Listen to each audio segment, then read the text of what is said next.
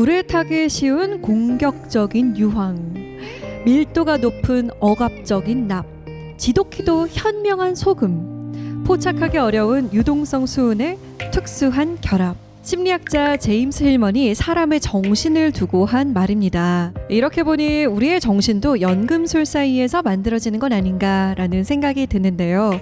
불이 붙기 쉬운 말로 사람의 마음을 공격해서 상처를 준 적은 없는지, 그래서 마음이 복잡한 화학식을 만들어낸 적은 없는지 생각하게 됩니다. 오늘은 정신건강의학과 전문의 윤대현 교수와 함께 마음에 대해서 알아봅니다.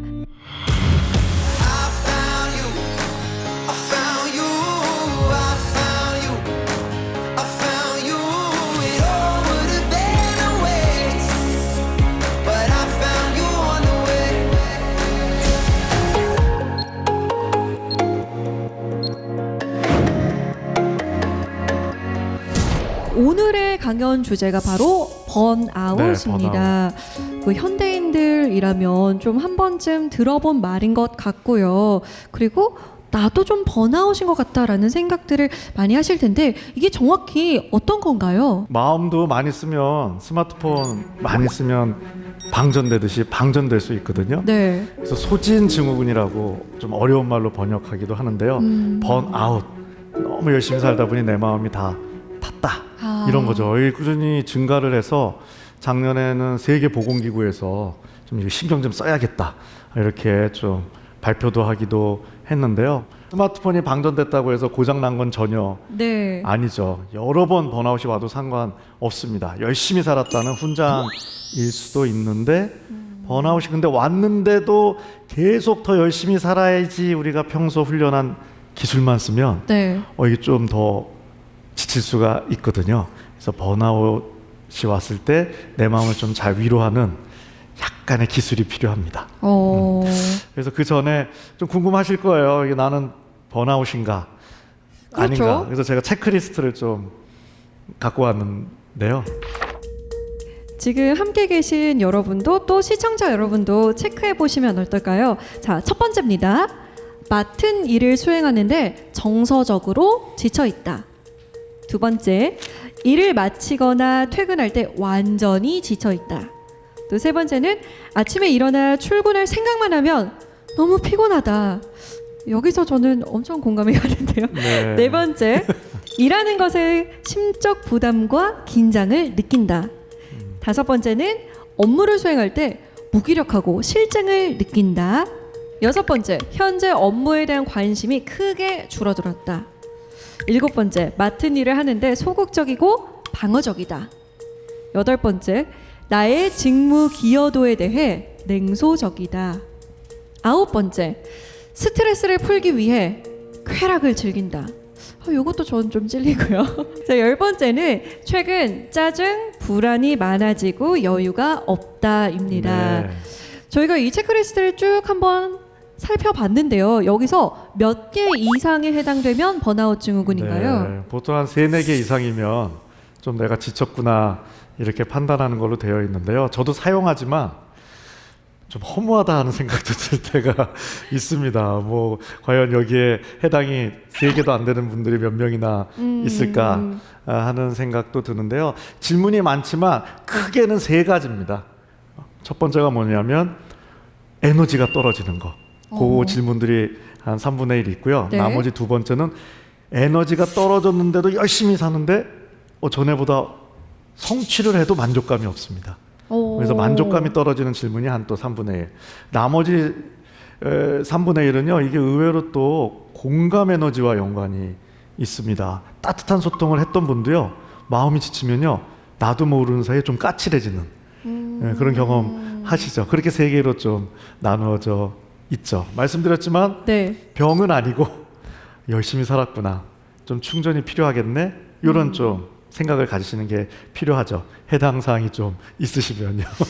아마 많은 분들이 지금 이 방송을 보시면서 나는 완전 번아웃 증후군이다 라고도 생각을 많이 하실 것 같아요. 자, 그러면은 오늘 교수님께 이 번아웃 증후군이 되었을 때 어떻게 해야 하는 건지, 우리가 이걸 어떻게 받아들여야 하는 건지 한번 교수님의 제안을 들어보겠습니다. 네, 고맙습니다.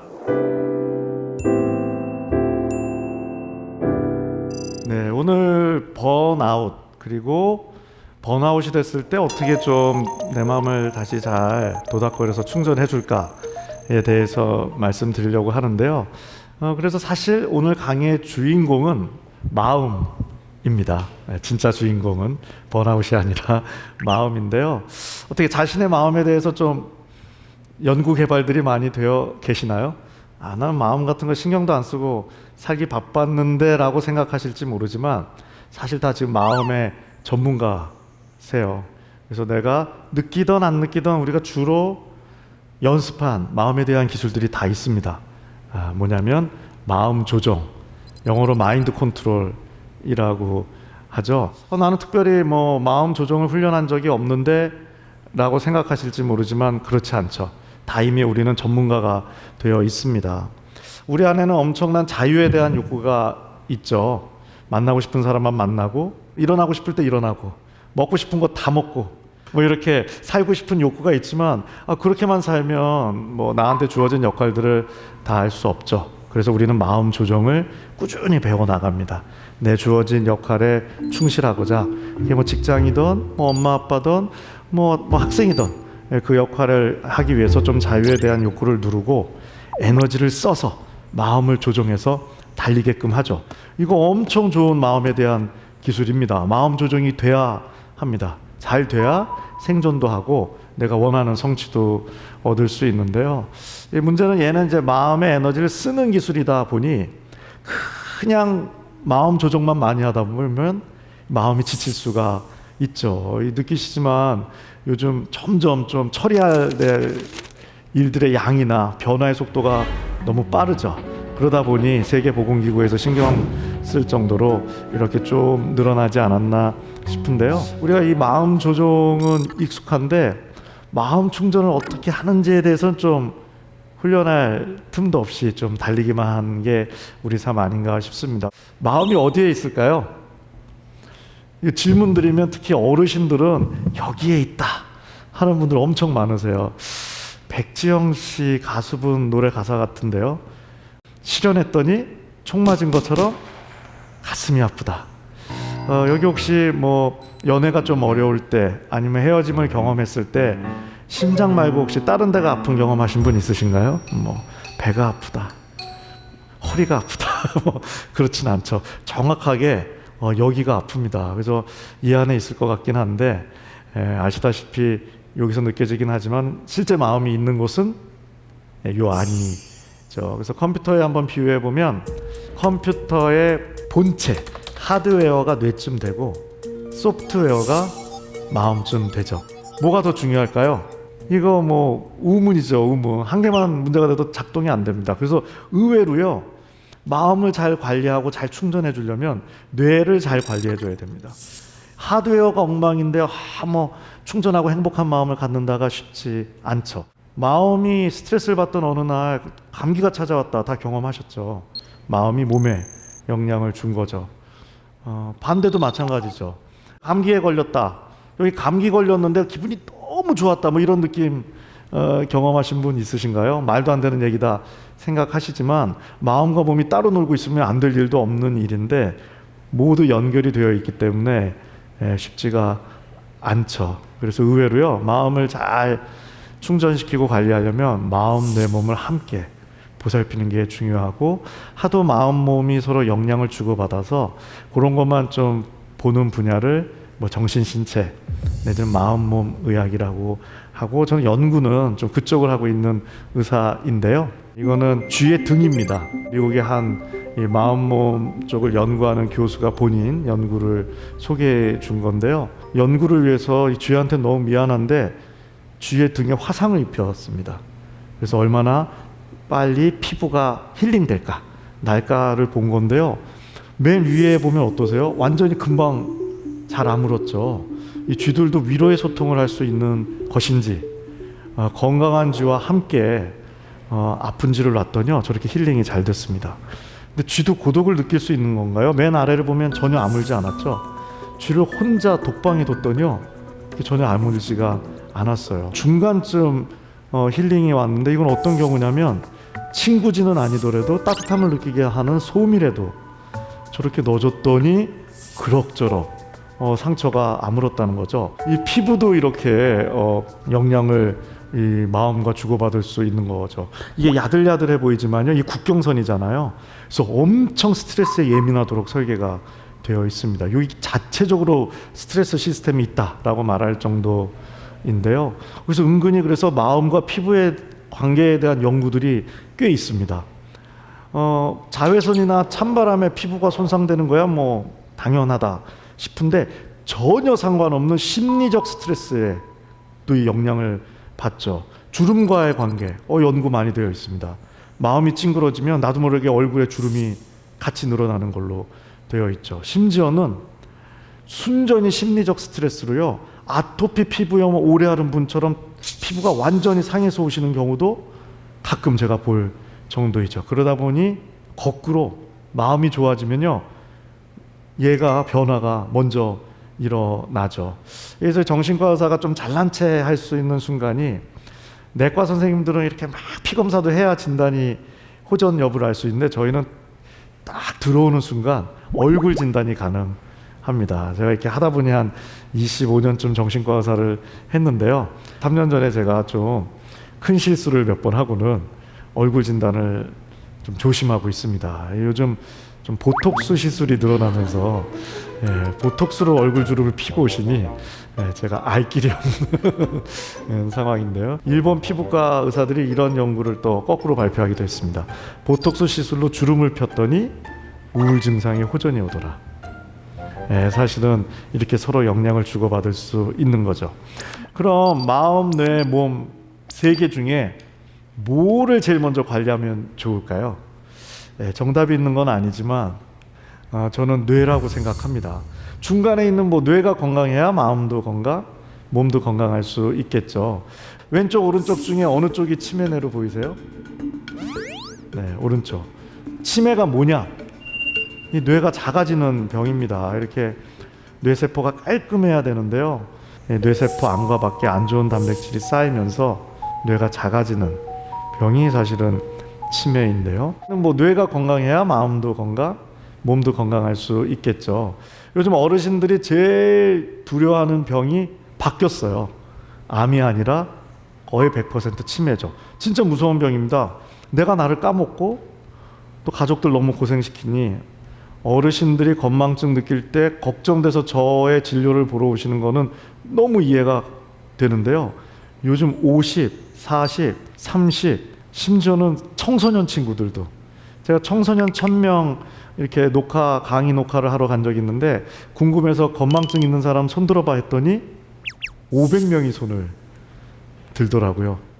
진짜 치매가 와도 건망증이 오지만 30대 직장인분들도 많이 오세요. 이상한 건망증을 저한테 호소하세요. 말하는 방법을 까먹었다. 이제 공감 에너지가 떨어지면 그럴 수 있죠. 의외로 뇌가 지치면, 번아웃이 찾아오면 첫 번째로 나타나는 현상 중에 하나가 깜빡깜빡하는 건망증입니다. 집중력이 떨어져서인데요.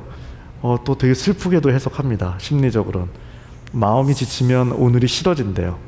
그래서 아무것도 기억하지 않는다. 이렇게 좀 슬프게도 이야기를 하는데요. 근데 오늘 번아웃 강의하는 시간인데 왜 저 의사가 저렇게 치매 이야기를 할까 이상하지 않으세요? 치매 예방은 몇 살부터 하면 제일 효과적일까요? 칠순? 환갑? 네, 정답은 오늘이죠. 네, 오늘입니다. 왜냐하면 마음 관리랑 치매 예방이 다른 얘기가 전혀 아닙니다. 매일매일 마음 관리를 한다는 건 매일매일 뇌 관리를 해주는 거고, 그게 쌓이면 나중에 치매 예방이 되는 거지, 나이 들어서 그때부터 요이땅 치매 걸릴까 봐 걱정을 많이 한다고 해서 이 치매 예방이 되는 거는 아니죠. 그래서 이게 다 맞물려 돌아가게 되어 있는데요. 이건 서로 다른 70세 여성분의 뇌 사진입니다. 일견 보기에도 오른쪽 뇌가 좀 더 나이 든 것 같다, 이런 느낌 오시나요? 이 까맣게 된 부분들이 뇌세포가 사라진 부분입니다. 열심히 사신 70세 여성분이었는데 이게 뇌관리, 마음관리는 잘 안 됐던 걸까요? 이렇게 좀 노화가 진행돼서 결국 치매로 진행이 돼서 되게 슬픈 인생의 후반부가 되셨어요. 여기 같은 70세 여성분인데요, 엄마, 이모가 다 치매였습니다. 계속 찜찜하셨겠죠. 그러다가 칠순되셨을 때 건망증이 느껴지니까 겁나서 저한테 오셨는데 뇌사진을 찍었더니 20대 뇌를 유지하고 계세요. 아무리 관리를 잘해도 7, 80에 20대 피부를 유지하기는 어렵지만 뇌는 많이 있으세요. 반대로 60 간 넘었는데 벌써 흔하진 않지만 치매로 벌써 진행이 되어버리는 안타까운 경우도 있죠. 이 여성분께도 여쭤봤어요.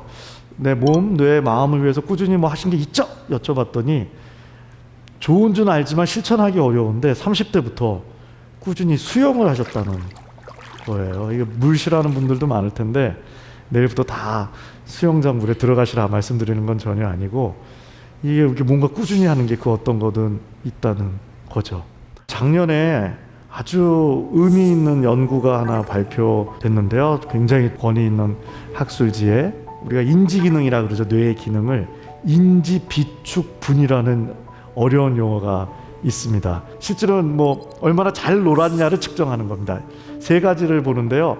책도 읽고 뭐 편지도 쓰고 이런 인지활동을 내가 평생 얼마나 했냐 더하기 사회적 활동, 여행도 가고 친구들이랑 맛집에서 수다도 떨고 뭐 그런 것들을 내가 얼마나 평생 잘했냐를 합산하고 또 하나 마지막 사회적 관계의 정도, 내 마음을 열어서 공감 소통할 수 있는, 위로를 받고 나눌 수 있는 친구나 가족이 얼마나 있느냐, 요 세 개를 이제 합산한 거를 아주 어렵게 인지 비축분이라고 하는데 2,000명 정도를 대상으로 이렇게 연구를 했더니요, 너무 슬프게 나중에 한 4분의 1 정도한테 치매가 찾아왔는데 인지 비축분, 그러니까 잘 노신 분들은 훨씬 치매에 덜 걸린 걸로 나왔는데 더 황당한 결과는 뇌에 사후에 부검을 다 했습니다. 돌아가신 후에 훌륭한 뜻으로 좀 연구에 허락을 하셔서 뇌가 얼마나 나이가 들었는지 실제로 영상이 아니라 부검을 했더니 뇌는 치매로 진행이 됐는데요. 그러니까 하드웨어는 많이 망가졌는데 잘 노신 분들, 인지 비축분을 쌓인 분들은요 치매 진단을 안 받으셨어요. 그러니까 이게 뇌가 손상이 돼도 잘 놀면 이게 뭔가 더 회로가 고성능화가 되면서 버틸 수 있다는 그런 연구인 거죠. 그래서 이게 잘 논다는 게 매우 중요한데요. 그럼 어떻게 하면 이렇게 건강해지느냐? 뭐 이것저것 있지만 뭐 제일 쉬운 거 뭔가요? 운동. 이 운동하면 될 것 같은데 제가 이렇게 강의를 가보면요 10%를 넘어가는 경우가 별로 없습니다. 운동 꾸준히 한다 한번 손 들어보세요. 네. 나머지 우리 청중분들은 왜 운동 안 하세요? 운동하면은 건강에 나쁜 걸로 아셨죠? 좋은 줄로 아셨어요? 근데 왜 안 하는 걸까요? 이게 다 오늘 주인공인 마음이란 녀석이 있기 때문에 생기는 복잡한 일들입니다. 생각과 행동 사이에 마음이 없는 거는요 행동화가 쉽습니다. 예를 들어서 제가 오른손 올려보세요 하는데 이 이야기에 난 죽어도 안 올릴 거야, 싫어, 뭐 이런 저항이 안 생기죠. 왜냐하면 이건 그냥 중간에 마음이 없어요. 근데 운동은 왜 이렇게 하기가 어렵냐? 태어날 때부터요 운동이 싫은 채로 태어나는 마음이 훨씬 많습니다. 그냥 먹고 싶은 거 다 먹고 화끈하게 살다가 확 가자라고 태어나는 마음이 내가 선택한 게 아니라요 원래 더 많은 겁니다. 그러다 보니까는 아무리 운동이 좋다고 생각이 지시해도 중간에 있는 마음이 싫어해버리면 행동화가 어려운 측면이 있죠. 그래서 이렇게 저렇게 우리가 좀 마음에 대한 이해가 필요한데요. 우리가 스트레스 관리, 마음 관리하면 자꾸 스트레스 안 받는 걸로 생각하는데 가능할까요? 네, 불가능하죠. 스트레스 관리, 마음 관리는 뭐냐? 사실은 마음이 쓰는 언어를 이해하는 과정입니다. 이게 무슨 얘기인가 싶으실 텐데요. 마음을 요 뇌에서 꺼내서 살아있는 좀 인격체처럼 친구로 설정하는 게 도움이 됩니다. 효과적입니다. 내 인생의 소중한 친구 마음 정도로 생각해 주는 거죠. 친구랑 잘 지내려면 일단 뭐가 돼야 되나요? 소통이 돼야 되겠죠. 마음이랑 왜 친구하기가 어렵냐? 말이 하나도 안 통합니다. 쓰는 언어가 다르기 때문에 그런데요. 본인 꿈 해석하실 수 있는 분 있으세요? 전 너무 이 능력을 갖고 싶습니다. 건당 10,000원의 유료 서비스를 하면 의사를 때려쳐도 될 것 같아요. 더 많이 벌 것 같아요. 그렇죠? 10,000원 정도면 한번 그 해몽 받고 싶지 않으세요? 저한테? 아마 우리 여러분들의 꿈을 빔 프로젝터라 그러죠. 그런 걸로 이렇게 쫙 쏠 수만 있으면 피카소랑 한판 승부를 펼쳐볼 수 있습니다. 피카소 같은 작가들의 그림을 보면 이해가 안 되죠. 왜 이해가 안 되냐면 예술 상징 언어를 쓰기 때문에 그렇습니다. 논리 언어가 아니라. 이게 뭔 소린지 아마 피카소도 잘 모른다고 할 가능성이 많아요. 그만큼 우리는 꿈은 어렵다라는 상식을 갖고 있죠. 해석하기. 근데 좀만 생각해 보면요, 이거 굉장히 이상한 일입니다. 상징성이 많은 꿈이란 영화를 우리는 매일 제작하고 있는 엄청난 존재인데다가 더 황당한 건요, 이 꿈 누가 만드는 거예요? 내가 만드는 거예요. 내가 제작자예요. 근데 내가 뭔 소리인지 이해를 못하는 황당한 경험을 매일같이 하고 있는 우리는 굉장히 이상한 존재입니다. 그래서 이게 누군가와 잘 지낸다는 거, 누군가와 소통한다는 거, 뭐 아주 작게는 이 운동 하나를 하는 거에 있어서도 마음의 언어를 잘 듣고 또 잘 소통하는 측면이 필요합니다. 소통이 참 어렵다. 소통이 왜 어려운지 아세요? 단 둘이 얘기해도 둘이 얘기하는 게 아닙니다. 4명이 얘기를 하고 있는 겁니다. 눈에 보이는 너와 나, 눈에 보이지 않는 내 마음, 눈에 보이지 않는 저 사람의 마음. 2시간 동안 얘기해서 논리적으로는 합의를 봤는데 행동은 반대로 가는 경우가 많아요. 왜? 마음까지 합의는 안 된 경우가 많기 때문에 그런 일들이 맨날 벌어지는 거죠. 온 인류의 세계 평화는 불가능합니다.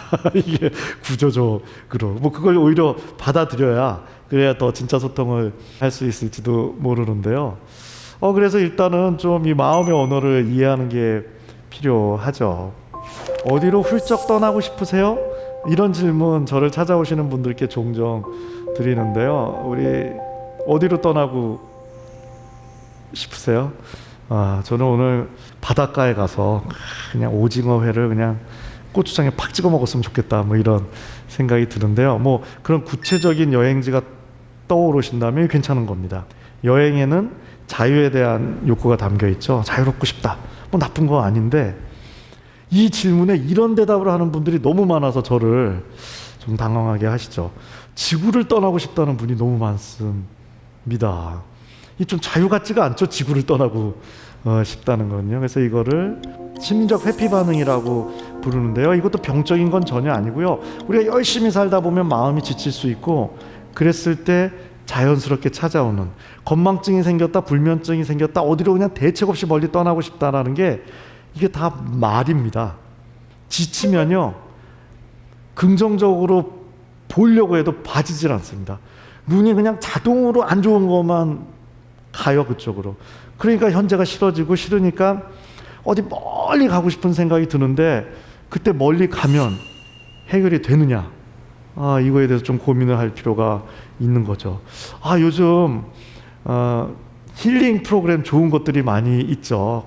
좋은 곳에 가서 직장인분들 예를 들면요, 좀 회사를 그만두고 가족과 함께 조용한 곳에 내려가 1년간 재충전한 후 다시 사회생활을 열심히 하고 싶다, 이런 용기 있는 결정을 한 직장인 10분 중 8, 9분이 저한테 다시 오셔서요, 망했다라고 하십니다. 조용한 곳에 내려갔더니 머리만 더 복잡해지고 멀쩡한 직장만 그만둬서 스트레스가 10배가 됐다, 이런 얘기 하시는 경우가 있어요. 우리가 뭐 사람이든 조직이든 저기가 좋아서 변화를 갖는 거야 뭐 말릴 이유가 없는데, 그게 아니라 여기가 너무 싫어서 어디가 가고 싶으실 땐요, 떠나시기 전에 이거 잠깐 고민해 볼 여유가 필요합니다. 여기가 지쳐서 여기가 싫어서 어디가 가고 싶은 거는요, 진짜 남극을 가도 해결이 안 될 수가 있기 때문에 그렇죠. 그래서 어디로 멀리 떠나고 싶으실 때는 떠나기 전에 이게 혹시 지쳤다고 마음이 얘기하는 거 아닌가, 충전을 좀 먼저 해봐야지. 마음은 입이 없기 때문에 이런 걸로 우리와 소통을 하려고 하죠. 다 긍정적으로 살고 싶죠. 저도 그런데요, 사람이 긍정적으로 산다는 건 어떤 걸까요? 고민거리가 하나도 없는 현재일까요? 뭐 우리가 인생을 살아보면 다 느끼지만 그런 순간은 없죠. 그래서 좀 어떻게 마음을 잘 충전할까에 대한 이론들이 10년 전부터 이것저것 나왔는데요. 연민이라는 이론이 있습니다. 우리가 연민 그러면 좀 느낌이 불쌍히 여겨 이런 것도 있는데요. 불쌍히 여겨보다는 하루 10분이라도 내 마음을 꼭 안아주자, 사랑해주자, 뭐 이런 건데요. 마음아, 우리 긍정적으로 살까? 예쁜 말이에요. 요거 마음 충전 소통일까요? 아닙니다. 이거 마음 조종 소통이에요. 우리 하도 조종만 해서 이게 조종인지 충전인지도 지금 헷갈린 상황 속에서 살고 있죠. 그러다 보니 결국 마음 조종 소통이라는 게 뭐냐면요, 계속 달라고만 하는데 우리가 익숙한 거예요. 더 힘내자, 아자아자. 우리 마음이 아자아자 엄청 싫어합니다. 힘을 뭘 더 내라는 거야, 이 짜증내게. 이런 거죠. 혹시 내 마음한테 이렇게 대화 나눠본 적 있으세요? 마음아, 요즘 내가 너한테 실수한 거 없냐? 내가 너한테 너무 달라고만 했지, 뭐 해줄까? 너 지금 뭐 하면은 지금 좀 기쁘겠냐? 라는 말이 어색할 정도로 줄기차게 우리는 지금 달라고만 하는 면이 있습니다. 그래서 마음 충전 소통, 연민을 갖는다는 거는 마음을 위한 데이트 시간을 하루 10분이라도 갖자, 뭐 이런 건데요. 저도 사실 제가 번아웃에 대해서 관심을 갖게 된 게 10년 전에 제가 번아웃이 와서 막 까칠해져 갖고는 막 정말 싸움닭 같았던 지금 그때의 저를 보면 부끄러워 죽겠는데요. 막 환자분들한테 막 헛소리도 하고 그랬었습니다. 그러다가 이제 마음 충전을 훈련하다 보니 이게 점점 그러다 보면 취미에도 관심이 생기더라고요. 그래서 나는 뭘 하면 좀 위로가 잘 될까 찾았는데요. 한 번도 제가 이걸 좋아할 거라고는 생각도 못 해본. 그래서 제가 지금 뭘 하면서 요즘 위로를 받냐면요, 정말 어울리지도 않게 전자기타를 되는데요. 한 번도 칠 생각을 한 적이 없는데 제 좀 친한 친구가 전자기타를 배운다고 한 거예요. 근데 어느 날 이제 저를 저녁 때 밥 사준다고 이렇게 싹 불러내갖고는 같이 배우고 싶었는지 학원 가야 된다고 끌고 가갖고는 거기 이제 학원 선생님이랑 그냥 저한테 이거 배워야 된다고 하도 그래서 우정 때문에 레슨비 날릴 생각하고 돈을 이제 선불하고 왔죠. 그리고 갈 생각이 없었는데 돈이 너무 아까워서 한 번만 가자 해서 갔는데요. 너무 재밌는 거예요. 그래서 진짜 제 직장한테는 너무 미안한 얘기인데요. 한 2, 3년 기타만 쳤습니다. 아무리 골치 아픈 일이 있어도 제가 실험도 해봤어요. 집에서 기타 앰프에 기타 꽂고 띵땅띵땅 하면 다 까먹는 거예요. 그래서 이게 진짜 웃기는구나. 내가 마음 전문가지만 뭘 얘는 이런 걸 이렇게 좋아할까? 진짜 유치하구나, 마음이. 그런 생각을 했는데 어느 날 봤더니 자존감에도 도움이 되는 걸 깨달았어요. 학회라는 곳에 가서 저보다 막 더 좋은 논문 쓰는 의사, 교수를 보면 솔직히 질투가 생겼습니다. 나보다 못난 게 운이 좋아갖고는 뭐 별의별 생각이 들죠. 질투가 생겼다는 건요, 내가 자존감이 떨어졌다는 확실한 증거죠. 근데 어느 날 봤더니 제가 그런 게 다 없어져 버렸더라고요. 그래서 왜 이렇지 제가 이렇게 봤더니 너무나 황당하게 누가 저보다 잘 나가는 걸 보면요, 마음이 저한테 이렇게 얘기를 해주더라고요. 제 기타 못 쳐. 이게 무슨 상관이 있나요? 제가 열심히 살아서 성공하는 거랑 내가 기타 치는 게 이게 무슨 상관이 있나요? 제가 마음을 설득하는 게 아니라요, 마음이 말도 안 되게 저를 위로해 주는데 엄청 위로가 되는 거예요. 전 진짜 대한민국에 부러운 의사가 한 명도 없습니다. 워렌 버핏 유명한 투자가이시고 뭐 진짜 부자인데요. 워렌 버핏 정도 되면 뭐 자가용 비행기가 한 20대쯤 있어서 그걸 번갈아 타는 게 행복이다. 누구도 할 수 없는 이런 취미가 있어야 좀 앞뒤가 맞을 텐데 이분 취미가 뭐 기타도 아니에요. 우쿨렐라라고 하나요? 네. 또 기타 치는 저 같은 사람은 네 줄 줄 무시하는 경향이 있는데 이분 그 동영상 찾아보시면요, 이제 어떤 청량음료 자기가 축하 200주년인가 100주년인가 200주년은 아니겠구나, 축하도 그 이상하게 작곡해서 하는, 그러니까 이게 본인의 힐링이다 얘기를 하죠. 네. 아직 나는 못 찾았는데 하는 우리 시청자분도 계실 텐데요. 저도 6년 걸렸고 금방 안 찾으셔도 됩니다. 천천히 찾으셔도 되는 게, 찾으려고 데이트하는 그 순간부터 충전은 일어나기 때문에 그래서 마음 충전은 하루 10분이라도 좀 마음을 위한 데이트를 하자는 건데,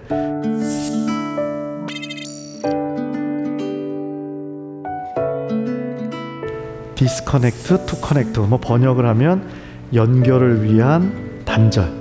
하루 10분이라도 계속 우리가 그냥 열심히 정보 채널에 붙어서 우리를 작동하고 있는데 그걸 좀 끊어주는 시간을 갖자는 거죠. 그러면 철컥 내면과 연결이 되는데, 옛날에 이거와 너무 연결되면 킬링 타임이라 그러죠. 시간 베리고 바보 되는 줄 알았더니 외부와의 정보 채널 끊고 내면과 만나는 그 공장이 알고 봤더니 충전, 거기에 창조성, 공감, 긍정성을 담당하는 걸로 되어 있죠. 저한테 일과 삶의 균형이라는 건 시간도 중요하겠지만 그건 두 번째고요. 이 내면과 얼마나 만나서 일하는 장치와 충전하는 장치를 얼마나 균형을 잡느냐, 이게 마음의 행복을 넘어 성취에 있어서도 중요한 거죠.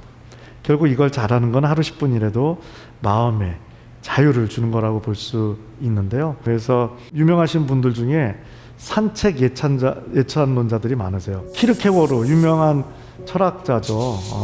멋진 말을 했습니다.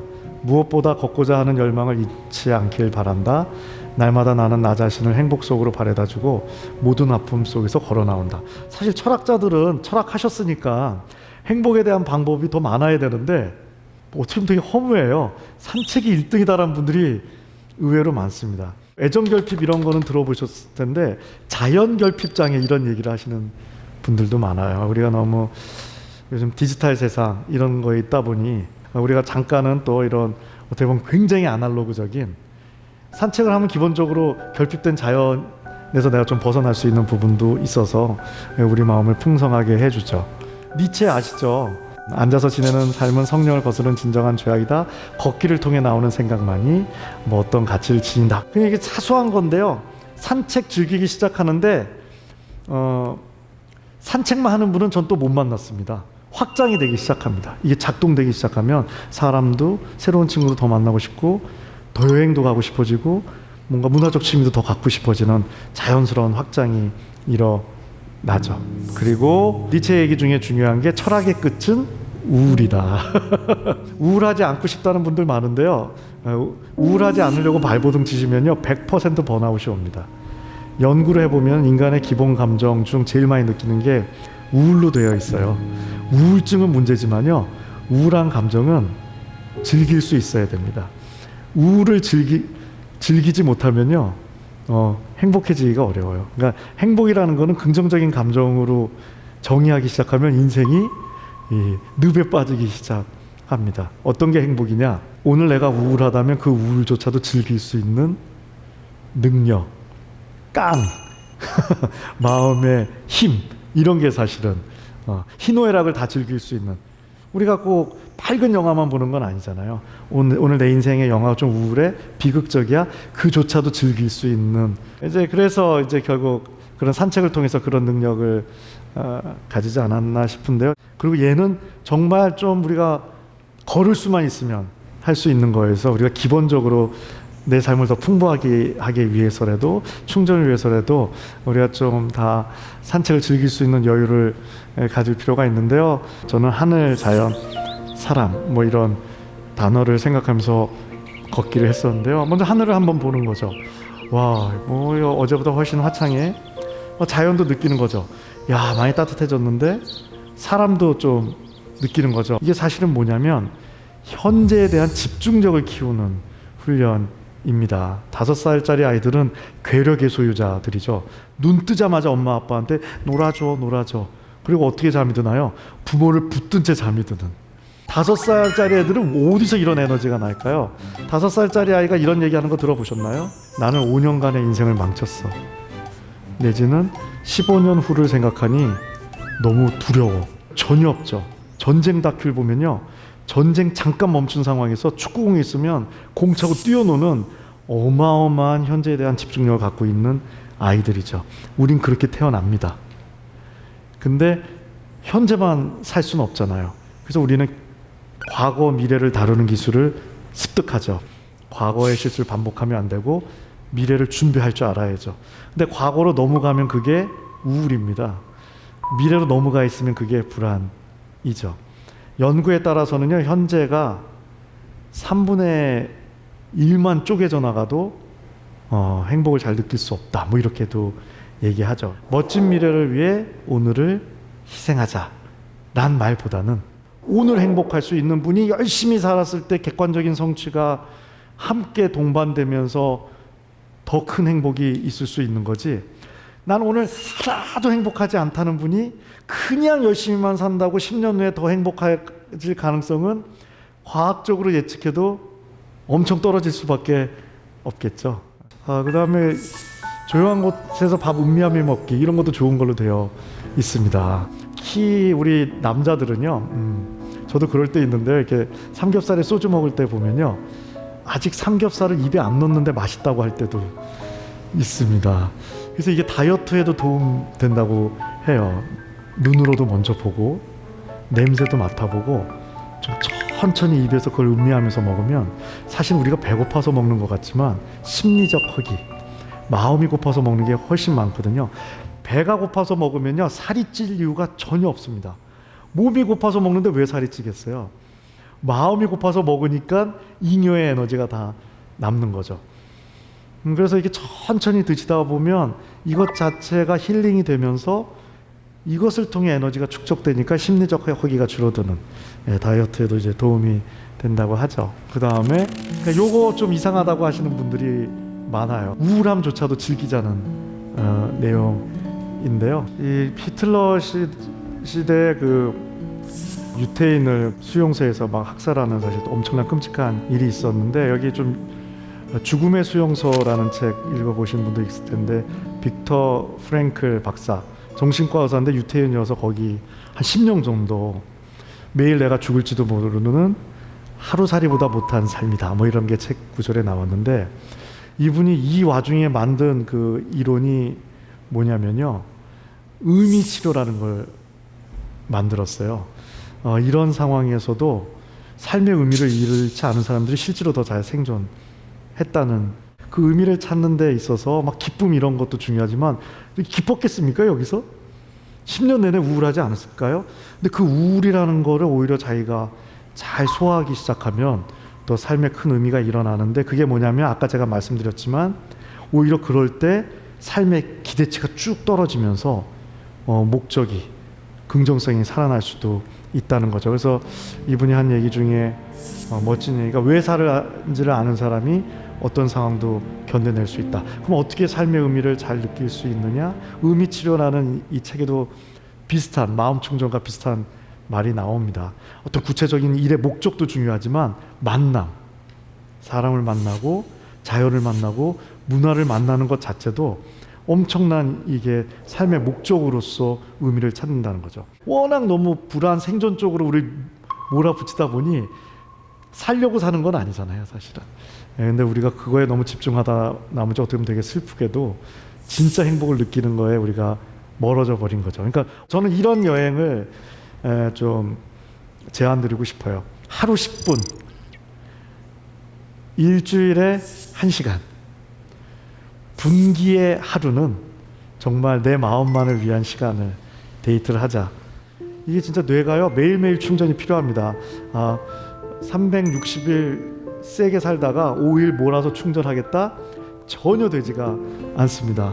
매일매일 좀 충전하는 게 필요하셔서 하루 10분, 일주일에 1시간, 분기의 하루는 나의 마음만을 위한 시간을 좀 가져주시면 좋을 것 같습니다. 고맙습니다. 네.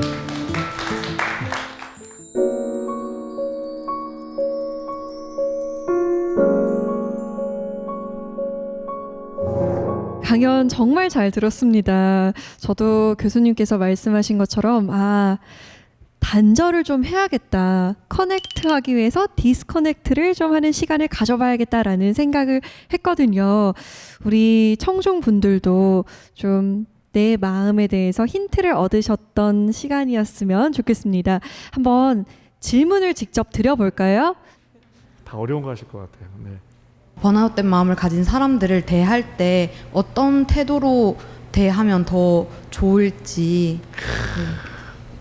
지금 질문 주신 청중분은요, 아무렇게나 대하셔도 됩니다. 왜냐하면 이 질문을 한다는 것 자체가 공감 능력을 갖고 계신 거예요. 의외로 이 공감 능력이 이게 소통 기술이 아닙니다. 이게 몸의 반응입니다. 그래서 유전성도 50%가 넘어요. 50%요? 근데 태어날 때부터 공감 능력이 좋은 분들은 덜 갖고 태어난 분들이 아무리 노력해도 못 쫓아가기가 쉽습니다.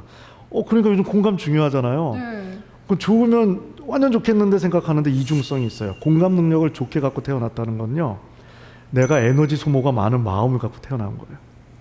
이게 내 마음대로 스위치가 꺼졌다 켜졌다가 안 돼요. 쭉쭉쭉 나가요. 그래서 저는 오히려 거꾸로 사람을 가려 사귀셔야 돼요.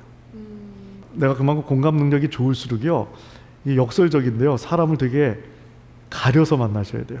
아니다 보면 다 내가 많이 주다 보면 내가 번아웃이 되기가 쉽거든요. 그래서 좋은 관계는 딱 50-50은 불가능하겠지만, 네. 내가 요번에 너 공감해 줬지? 너 나한테 꾼 거야. 다음에 내가 필요할 때 너 나한테 써야 돼. 시간 차이는 있더라도 6대4는 맞아야지 막 9대1로 가다 보면은 더 지치기가 쉬운 측면이 있죠. 공감 능력이 좋게 태어난 사람도요, 에너지가 떨어지면요, 어느 정도까지 이상한 행동이 나오냐면요, 순간 사이코패스 비슷한 행동이 나올 수 있습니다. 그런 행동이 나올 수 있어요? 사이코패스가 뭐냐면요, 어떻게 보면 되게 슬픈 성격이에요. 태어날 때부터 공감 능력이 제로예요. 그러니까 죄책감이 없어요. 공감이 안 되는데 뭔 죄책감이 있겠어요? 아프냐? 모르겠다, 뭐 이런 건데, 공감 능력이 좋은 분이 너무 에너지를 쓰다 보면 사이코패스가 되는 건 아니지만 순간 제로 상태가 올 수 있어요. 그래서 착했던 분이 갑자기 까칠해져 갖고 놀래 갖고 저를 찾아오시는 경우가 있거든요. 저도 그 번아웃 됐을 때 제가 막 너무 까칠해져 갖고는 막 말도 안, 지금도 아찔한 게, 매주 오시는 어떤 여성 환자분한테 왜 맨날 와갖고 나한테 안 좋은 얘기만 합니까? 제가 이런 소리를 한 적도 맛이 간 거죠. 저한테 왜 오겠어요? 이게 통제가 안 돼요. 그냥 확 나갈 수가 있거든요. 번아웃이 되면. 예, 그래서 그때 제가 제 공감 에너지 상태를 좀 확인하는 웃기는 테스트를 만들었던 게 있는데, 이게 차를 몰고 출근을 할 때 꼭 껴드는 분이 있잖아요. 그러면 맞아요. 제가 상태가 좋은 날은 저분 다치시면 어떡해, 바쁘신가 봐로 반응을 해요. 근데 바로 다음 날인데 누가 껴들면요, 내가 의사를 때려치고 널 평생 쫓아가 박살을 내버릴까야가 바로 다음 날 분노 반응이 나올 수도 있습니다. 물론 이제 소통 기술이 좋으면 더 공감을 잘할 수 있는데, 이걸 자꾸 기술로 접근하기보다는 내가 나를 먼저 잘 사랑해줘서 그 에너지를 확보하는 게 제일 중요하죠. 그래서 제가 간병 같은 거를 이제 시작하게 됐을 때, 가족에, 네. 그럼 보통은 하던 충전 활동도 안 하게 돼요. 지금 가족이 아픈데 내가 지금 나만 즐거울 수 있어라고 생각하는데, 저는 반대로 얘기합니다. 제일 좋은 간병은 아픈 가족한테 긍정성을 줘야 되는데요, 아픈 가족만 보는데 충전이 될 수가 없어요. 그러니까 진짜 간병을 잘하려면 더 놀아야 돼요. 바깥에서 더 즐겁게 놀아서 긍정적인 에너지를 받아서 가족한테 전달해 줄 수 있어야죠. 결국 누굴 잘 충전시키려면 어떤 말을 해줄까도 중요하지만, 내가 잘 충전을 해놔야지 가능하겠죠. 네. 그리고 공감소통 단계가 어떤 게 더 좋냐 보냐면요, 말이 3등이에요 오히려. 스킨십이 2등. 그럼 1등은요? 눈이요. 눈이요? 네. 우리가 정말 지쳤을 때는 누구를 보고 싶지도 않죠. 눈을 쳐다보기 싫다고 하세요. 왜? 그나마 있는 에너지도 빨려 나갈까 봐. 네. 그런 측면이 있죠. 눈은 뭐 내가 충전된 상태에서 이렇게 바라보면 되고, 스킨십은 이제 상대가 허용하는 때까지 뭐 안아준다거나 뭐 손을 잡아준다거나 이런 건데, 말은 어떤 말을 건네야 할까요? 보통 우리가 하는 말이 다 뭐 힘내, 괜찮아 이런 건데. 힘내, 괜찮아, 이제 그것만 안 하시면 돼요. 그거 빼고 다. 더 짜증 나거든요. 그냥 침묵이 났습니다. 침묵도 말이고요. 그래서 우리가 그래서 어렵습니다. 이게 들어주는 게 엄청 어려워요. 왜 우리가 자꾸 말을 하려고 그러냐면요, 그 무의식에는 이런 것도 있습니다. 누구를 공감하고 아픈 감정을 나누는 게 힘들기 때문에 내가 빨리 말을 해서 내 역할 끝내고 얘도 빨리 회복시키고 싶은 마음이 있는데 그게 기본적으로 시간이 필요한 거죠. 조용히 앉아서 그냥 묵묵히 뭐 커피 한 잔, 소주 한 잔 해주면서 들어주는 친구한테 우리가 더 마음의 힐링을 느끼는 게.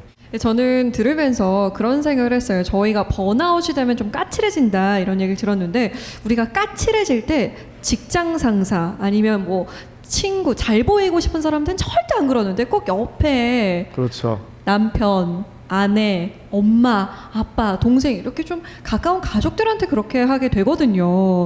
어떻게 해야 될까요? 그런 부분들은. 철이 들어야죠. 근데 그거는 사실 너무 이해가 되는 거예요. 믿기 때문에. 실제 나한테 스트레스 주는 사람은 이제 저쪽일 수 있는데, 그래서 누군가 내 가족이나 내 가까운 뭐 연인이나 뭐 배우자가 화를 낼 때 그 한 귀로 듣고 한 귀로 빼는 훈련이 또 필요합니다. 제가 효도를 예를 들게요. 제일 쉬운 효도가 부모님 기쁘게 해드리는 효도예요. 내가 뭘 했더니 기뻐 하셔요. 뭐 어려워? 제일 어려운 효도가요, 내가 싫은 말 하는 부모님 말 들어드리는 거예요. 근데 이걸 진정성을 갖고 들으려고 그러면요 못 듣습니다. 그래서 제 말이 좀 이상하지만요, 한 귀로 듣고 한 귀로 흘리시는 게 필요해요. 내 어머니 알겠습니다, 내 아버님 알겠습니다 하시고 내 맘대로 사시면 돼요. 저렇게 삐딱하냐 이상하다 싶으시지만 네. 사실 그게 더 중요할 수도 있거든요. 그게 더 효도일 수 있어요. 싫은 이야기를 더 많이 들어드리는 이런 측면이 더 사실은 효도이고 공감 소통일 수도 있는 측면이 있죠. 네. 질문 하나만 더 받아볼게요. 방금 말씀해 주셨는데 살다 보면 되게 가까운 저희 부모님이나 아니면은 연인이나 친구한테 짜증을 내거나 좀 스트레스를 풀 때가 많은데 그럴 땐 제가 어떠한 태도를 갖는 게 좋을 것 같은지 여쭤보고 싶습니다. 부부관계가 너무 갈등이 있다. 여행을 떠나겠다 하세요. 그럼 제가 그러면 좀 팁을 드리냐면요. 그래서 서울에 사시는 분이 부산 여행을 간다 하시면 네. 기차를 따로 타고 가라고 말씀드려요. 그래서 부부가 좀 사이가 멀었을 때 좀 떨어져서 가면요 약간 좋은 점이 보여요. 그래서 이제 아침에 이제 부산에 도착하시면 점심도 따로 먹는 거예요. 혼자만의 시간을 갖는 거죠. 걷기도 하고 저녁 때쯤 한번 회식을 해보는 거예요. 근데 짜증이 난다? 또 헤어지는 거예요. 그래서 근데 이제 그러고 보면 맞아, 이게 내가 좀 필요 이상으로 화를 냈고 내가 지친 것도 있고 섭섭도 했겠네, 이런 게 공감 능력이 살아난 거거든요. 그러면 훨씬 좋아질 수 있죠. 네. 오늘 강연을 들으면서 교수님이 말씀하신 걸 내가 잘 기억하면 지금보다는 좀 더 행복하게 매일매일을 잘 보낼 수 있겠다라는 생각이 듭니다. 오늘 강연 정말 잘 들었습니다. 고맙습니다. 네, 고맙습니다. 고맙습니다.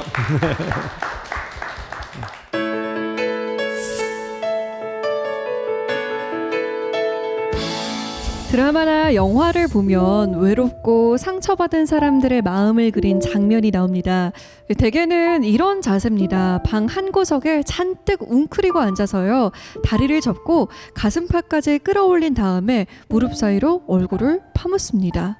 외로운 사람들은 자신의 몸이 닿는 면적을 최대한 넓혀서 스스로 위로하는 자세를 만든다고 해요. 혹시 주변에 어깨가 축 처져서 좀 지친 사람이 있으신가요? 그렇다면 어떤 말을 건네는 것보다는 그 사람의 손을 꼭 잡아주거나 아니면 꼭 안아주는 건 어떨까요? 그것만으로도 충분한 위로가 될지도 모릅니다. 사색의 공동체 스미다. 저희는 다음 시간에 찾아오겠습니다. 고맙습니다.